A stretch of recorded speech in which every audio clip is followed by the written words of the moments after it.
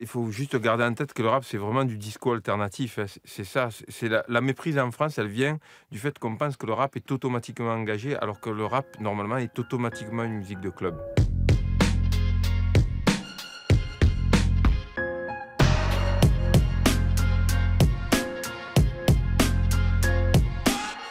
Fin des années 80, début 90, on est en France dans une démarche que je qualifierais un peu de mimétisme du rap américain de l'époque. C'est-à-dire que fin des années 80, on est sur l'apogée de Public Enemy et de la vague, on va dire, plutôt politisée du rap américain. Et nous, c'est là-dessus que le rap français va se construire. Le premier texte de Joe, quand on Mmh. s'est connu, c'était un texte engagé. C'est vrai. Parce que peut-être que le groupe aussi enfin, on s'est formé vraiment à une période où c'était ce rap-là aussi Oui. qui tournait beaucoup et donc c'est ce qui nous a directement influencés en se disant: «Ben, ouais, on peut faire la même chose qu'eux parce qu'ici, il se passe des choses aussi et qu'on peut dire autre chose que wesh wesh your to the beat your et qu'on peut peut-être raconter un peu ce qui se passe autour de nous». 1984. Après un an de diffusion, l'émission HIP-HOP, consacrée à la danse hip-hop, s'arrête. Pour le public lambda, une mode est passée. Pour les fans de la première heure, ce n'est que le début. Souvent issus de quartiers populaires, ils ont adopté le hip-hop comme style de vie. Ils l'ont même apprivoisé. De la danse au graphe, du tag au rap, une scène émerge. Et elle s'exprime en français.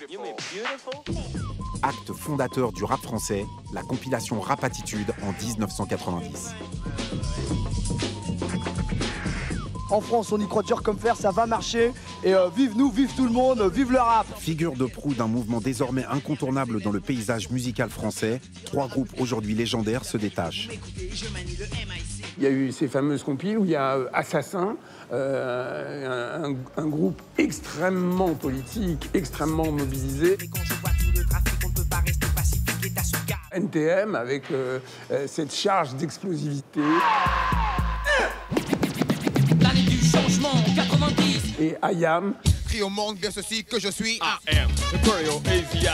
Donc là, tout d'un coup, on a affaire à un travail, je veux dire à des artistes qui ont travaillé, qui sont proches d'une certaine maturité, et puis le public est prêt à recevoir ça.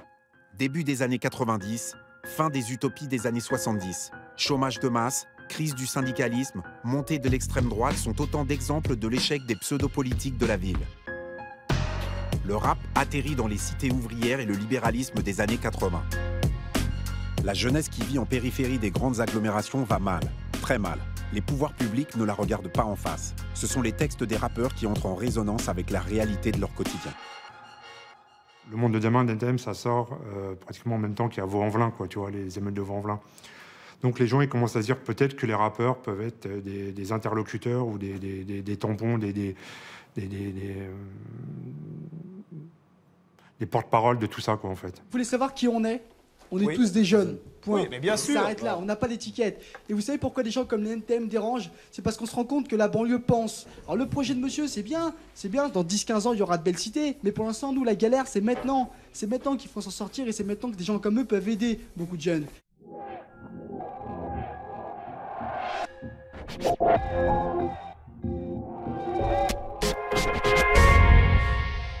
Je ne veux pas faire de politique, ma mission est artistique. Mais quand je vois tout le trafic, on ne peut pas rester pacifique. Au début de 90, quand tu as toutes les signatures, donc après l'explosion du rap, le réintérêt médiatique pour tout ça, c'est toujours, il y a toujours un contrepoids. C'est-à-dire, d'un côté, il y a un vrai intérêt, il y a une vraie curiosité. Aujourd'hui, c'est un événement. Aujourd'hui, c'est le concert des plus grands. En même temps, il y a toujours une espèce de cliché, de stéréotype, et puis de condescendance envers ça, quoi. En disant mais qu'est-ce que c'est, ça misogynie, mais c'est quoi? Donc on a parlé de Public Enemy, on a parlé... et c'est pour ça que très vite, en 90, on a dit que Public Enemy était un groupe raciste, qui voulait tuer les Blancs, alors qu'on ne parlait pas de fight de power, de ce qu'ils ont fait par rapport à la culture noire aux États-Unis et aux Américains. On a parlé de Nation of Islam. Il y a eu tout le temps un mélange des genres, parce qu'on a toujours voulu nuire au hip-hop. On a toujours voulu nuire à quelque chose qui a toujours été positif.